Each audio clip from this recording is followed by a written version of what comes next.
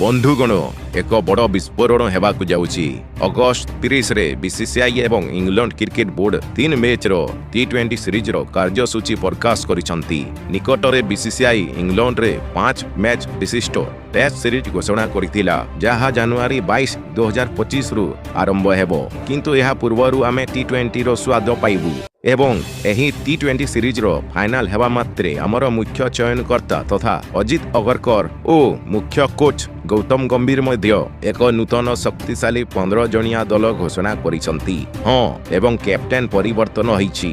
रोहित शर्मा को स्थान रे T20 दल एबे सूर्य कुमार यादव को हाथ रे। तेबे सूर्य कुमार यादव किछि नुआ खिलाड़ी को बाछिसंती एवं सही खिलाड़ी माने किए आपण पूरा खबर जानि जिबे। किंतु एहा पूर्वरु जदि आपण भाबुछंती जे एही भारत बनाम इंग्लैंड T20 सीरीज रे किए बेसी विस्तार करिवो, तेबे निश्चित भावरे आपणक मतामत दियंतु।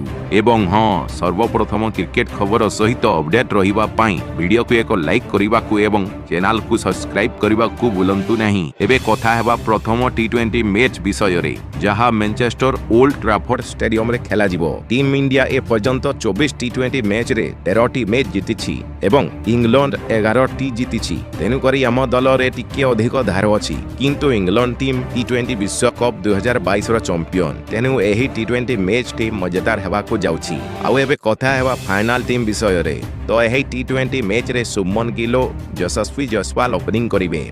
सूर्य कुमार यादव एवं ऋतुराज गायकवाड़ यथाक्रमे तृतीय एवं चतुर्थ स्थान रे रहिसंती।